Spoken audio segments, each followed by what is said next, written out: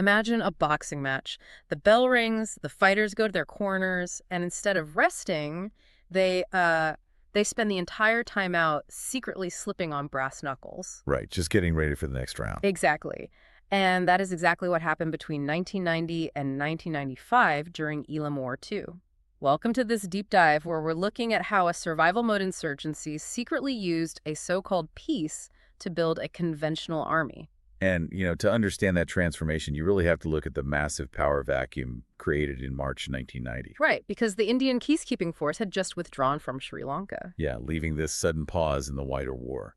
So the Sri Lankan government and the Liberation Tigers of Tamil Eelam, the LTTE, entered into peace talks. Wait, but if both sides were just buying time to put on those brass knuckles, why didn't the government realize what the LTTE was doing? I mean, did they just ignore the warning signs? Well, they were entirely distracted by different fire. The government desperately needed that ceasefire to focus their military on crushing a separate Marxist insurgency in the South. The JVP, right. Exactly, the JVP. So they were basically looking the other way.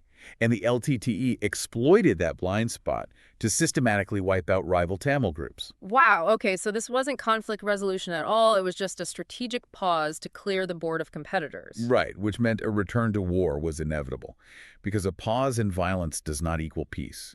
By June 1990, the talks collapsed, and the Sri Lankan military suddenly realized the enemy had completely evolved. Evolved how? Well, instead of small teams doing hit-and-run ambushes, the LTTE was deploying massive formations.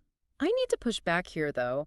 How does a guerrilla group just suddenly launch conventional sieges? You don't just wake up with the logistics to overrun major bases like Cockaville or the Jaffna Fort. And that is the terrifying brilliance of their false peace. They use those months of ceasefire to freely smuggle in heavy weapons, recruit massively, and reorganize their command structure. They were busy. Very busy. They developed this brutal new attack pattern.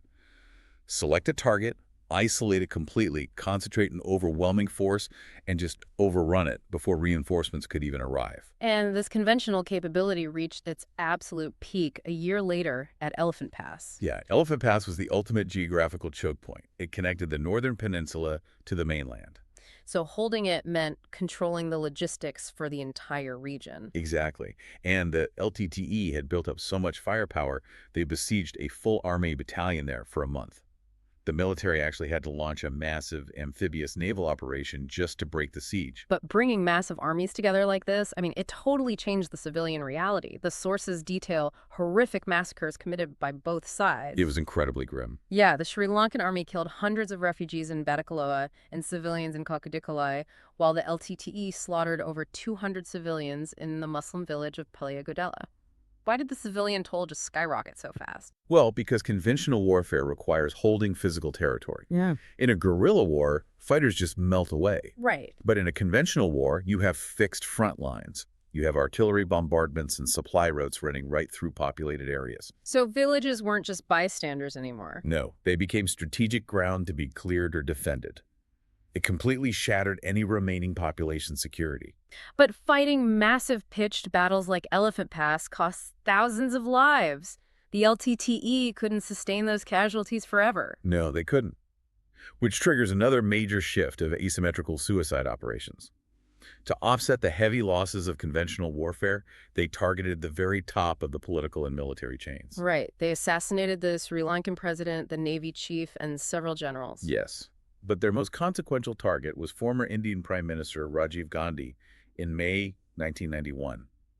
The LTTE leader viewed Gandhi as an existential threat to their movement. But taking him out sounds like burning down your neighbor's house to kill a wasp nest, only to realize the wind is blowing towards your own roof. That's a perfect way to put it. I mean, sure, you eliminate the immediate threat, but you ignite a massive fire of international backlash. And it was the defining strategic miscalculation of the war. Tactically, the assassination was executed flawlessly, but strategically, the blowback was fatal. Because it happened on Indian soil. Exactly. By killing Gandhi in India, the LTTE permanently lost the sympathy, the political cover, and the logistical support of the Indian government. So they won the tactical action, but guaranteed their long-term strategic isolation. Precisely.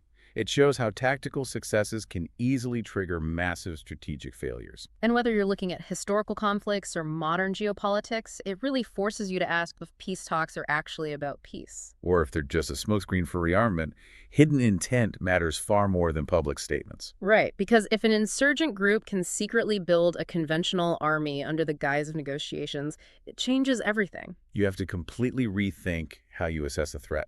Exactly. So I'll leave you with this final thought. If the fighters are just using the timeout to put on brass knuckles, how can anyone ever accurately measure the true danger of a quiet enemy?